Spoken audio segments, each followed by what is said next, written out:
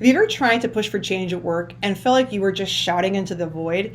Like you knew things could be better, but because you didn't have chief in your title, your ideas just didn't seem to go anywhere? That can be super frustrating. But the truth is that you don't actually have to have executive in your title to start shifting your workplace culture. You just need to have the right approach. Welcome back. I'm Kelly Stine, Gallup-Certified Strengths Coach and founder of the Lead and Light Coach. And today we're talking about how to advocate for culture shifts even when you're not the one who makes the final call on things like the budget, personnel, or the big decisions. Before we dive in, I created a free guide that walks you step by step through some of the things I'm going to talk about today about how to influence your workplace culture. The link for that guide is in the video description below, so grab it at the end of this video. Now, I work with leaders, coaches, and professionals, all of whom are great at what they do. They see the gaps and they have solutions, but they oftentimes feel stuck because they're not the official decision maker. And that leaves them, and probably you, feeling very frustrated. But here's something I want you to know. Culture shifts don't just happen at the top. They don't just happen in the boardrooms. They really happen in the everyday interactions, in how people collaborate, how they communicate, and how they navigate challenges together, which means that you have a lot more influence than you realize. As someone with Activator as my number one talent, I have a natural ability to elicit buy-in, but you don't have to have this talent to get the same results. So today I'm going to lend you my Activator so you can start moving things in the direction that you and your people most want. Now I can tell you right out of the bat, moving people, the trick, it isn't about pushing harder, it's about advocating smarter. It's not about convincing, it's about positioning your ideas so that they're clear, people can see the value easily, and they're very hard to ignore. So let's talk about 3 simple ways to make that happen. The first step is to clarify your culture first. If you want to influence change, you need to know what's working, what's not working, and what your team wants to see happen. Those answers aren't going to come from leadership because leadership isn't really the one who determines the culture. It's what happens in the day-to-day. So it's really going to be your team members that have that information. So talk to your team.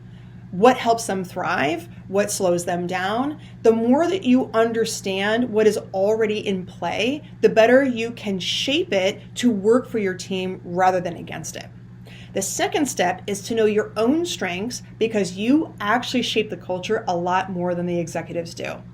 If you lead a team, even if you don't have executive in your title, you have the biggest impact on whether people thrive or struggle or stay or leave. It's not upper management, it's you. You'll see all over social media the quote cards that say things like, people don't quit companies, they quit managers. And the research shows that it's in fact true. That means that how you show up as a leader shapes the workplace more than any executive strategy ever will. When you know your strengths, you know how to make better decisions, not just for yourself, but also for your team. You also get a lot of clarity on who to hire, so you can bring in the right people who actually add to the team instead of creating more problems. You get clear on how to support your team so that they want to stay and grow and thrive under your leadership. And you get clear on how to position your ideas to execs so they take you seriously instead of brushing off your concerns. Which leads us to the third and final step, how to advocate for change in business terms. So there's a lot of talk about toxic leadership, right? And don't get me wrong, bad leaders do exist.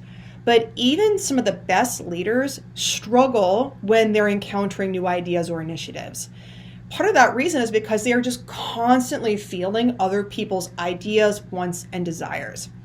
The truth is that most leaders aren't ignoring ideas because they don't care or they don't think they're good. They're ignoring them because they don't see the clear business case for them. So instead of coming to leadership saying things like, we need more of this or we need more of that, you want to frame your case in terms of results that they care about. So for example, instead of coming to your leader and saying something like, we need more psychological safety, you can come to them and say something more like, teams with clear expectations and psychological safety perform 30% better and have lower turnover than teams that don't. Which means that we'd be spending less time, money, and energy recruiting and training new hires. If you make it about business outcomes, they're going to be much more likely to listen. And this is my final activator tip: be persistent. Remain professional, helpful, and respectful, but be persistent in pointing out and talking about the change you want to see. Do not expect the first conversation to be enough. I want you to walk away from this video understanding you don't have to be an exec to lead culture change. You just have to know how to advocate in a way that makes sense and gets heard eventually. And if you're ready for a clear step-by-step guide on how to do that, grab the Strength-Based Leaders Playbook for attracting top talent. It'll walk you through defining your team's culture and understanding your strengths as a leader so that you're a better manager for your team and you know how you're best designed to have those challenging conversations with upper management.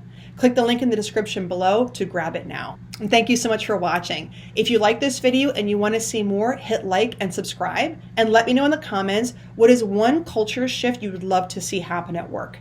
Drop it in those comments because I'd love to hear what's on your mind and keep the conversation going. See you next time.